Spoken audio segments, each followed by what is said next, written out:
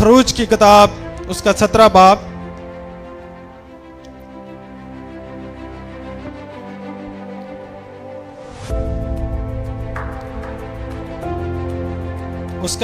उसकी 11 से 13 तक हम पढ़ेंगे।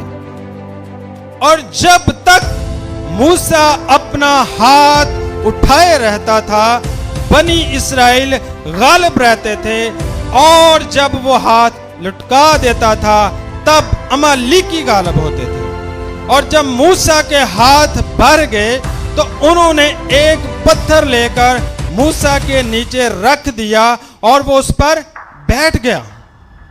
और हारून और हूर एक इधर से और दूसरा उधर से उसके हाथों को संभाले रहे। तब उसके हाथ आफताब के गुरूब होने तक मजबूती से उठे रहे, और यशवा ने अमालीक और उसके लोगों को तलवार की धार से शिकस्त दी। हालेलुया। हाथ उठाना फतह की अलामत है।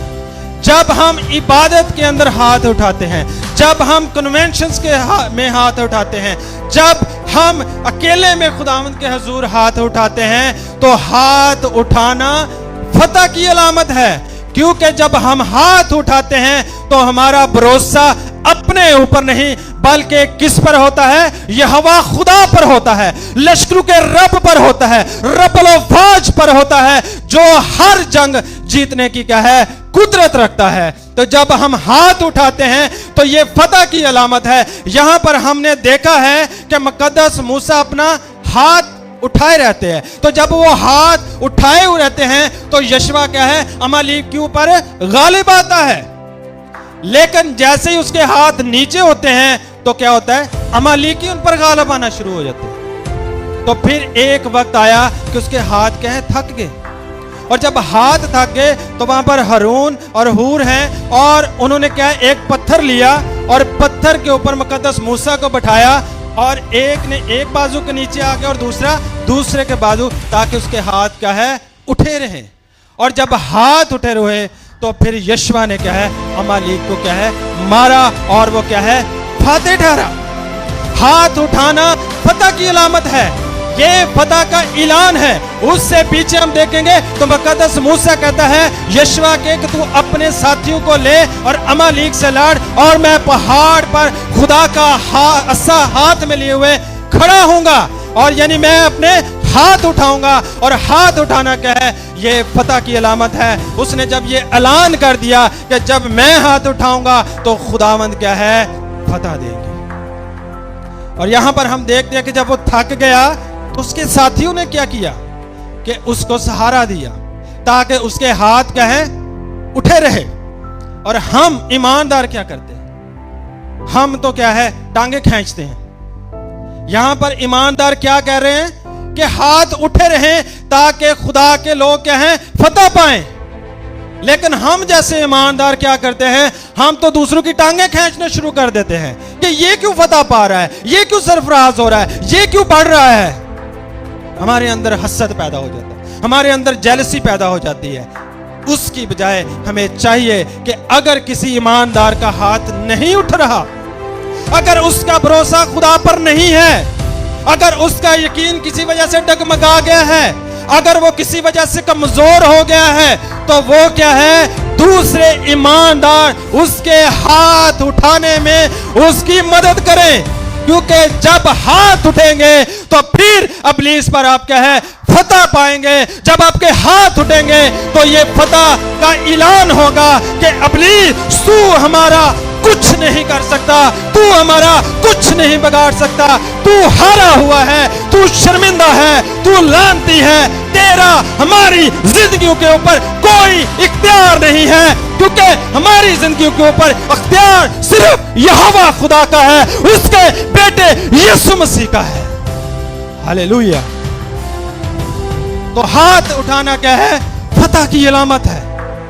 हमें ईमानदारों हाथ उठाने हैं, और वो किसके हुजूर में? खुदा के हुजूर में हाथ उठाने हैं। परेशानियां जैसी भी हैं, कमजोरियां जैसी भी हैं, अगर आप निजात से दूर हैं, अगर आपने बपतिस्मा नहीं लिया, अगर आपको पाकरू का बपतिस्मा नहीं हुआ, अगर आप औलाद की वजह से परेशान हैं, अगर आप फिनांस की वजह से परेशान हैं, अगर आपकी जिंदगी में हलचल है, आपको समझ नहीं आ रही कि हमें किस तरफ जाना है, तो हमें क्या है, हाथ उठाने की जरूरत है। और जब आप हाथ उठाएंगे तो ये फतह का ऐलान होगा, और जब फतह का ऐलान करेंगे तो यहोवा खुदा आपको फतह से बढ़कर गलबा देगा।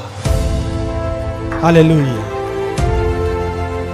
यहां पर हमने देखा कि हाथ उठाना फतह की अलामत है। इसी तरह मुकद्दस दाऊद को हम देखते हैं। फिलिस्ती जाति जूलियत 40 दिन तक इस्राएल की फौजों को क्या है, ललकारता रहा, बार बार कहता रहा, मेरी तरफ कोई बंदा ऐसा भेजो जो मुझसे लड़ाई करे, अगर वो मुझे कत्ल करेगा तो हम तुम्हारे ताबे हो जाएंगे, और अगर हम करेंगे तो तुम हमारे क्या है, ताबे हो जाओ। इस्राएल के अंदर बड़े बड़े जंगजू थे, बड़े बड़े पहलवान थे, बड़ी बड़ी ट्रेनिंग्स थी, फाइटिंग जानते थे, दिमाग रखते थे, लेकिन उनका भरोसा खुदा पर नहीं। वो डर गए। जाति जूलियत जब ललकारता था तो वो डर गए। उसका कद जो था वो 9 फीट 9 इंच था, तकरीबन 9.25 फीट ऊंचा वो था, और उसका जो वजन है वो 300 से 375 केजी के करीब था, और उसका जो नेजा था, उसका जो आगे वो फल होता है उसे बोलते हैं, वो एरो की शेप का जो बना था, 7 केजी उसका वजन था, और उसकी जो सपर है वो एक आदमी लहदा उठाकर आगे आगे चलता था। इतना ताकतवर वो शख्स था, वो फिलिस्तियों का सूरमा था। लेकिन यहां पर साउल बादशाह और उसके जो साथी थे वो सारे क्या है, डरे हुए हैं। 40 दिन में किसी ने जवाब नहीं दिया, लेकिन खुदा का बंदा दाऊद अभी बिल्कुल यंग है, यूथ के अंदर है, और वो कहता है, जब वो वहां पे उसे जाने का मौका मिलता है और वो जाति जूलियत ललकार रहा होता है, इस्राएल की फौजों की फजीयत कर रहा होता है, तो वो कहता है, ये नामख्तून फिलिस्ती होता कौन है जो जिंदा खुदा की फौजों की फजीयत करे। ये है फतह से पहले फतह का ऐलान कि ये होता कौन है जो जिंदा खुदा की फौजों को ललकारे। ये नामख्तून फिलिस्ती की जुर्रत कैसे हुई कि वो खुदा की फौजों को ललकारे। इसका कोई जोर नहीं, क्योंकि उसके अंदर कलाम था। वो अपनी अकल से, अपनी दनाई पे, अपने जोर पे इंसार नहीं कर रहा था, बल्कि उसके अंदर यहोवा खुदा था। उसके अंदर खुदा बोल रहा था कि तू नामख्तून फिलिस्ती होता कौन है।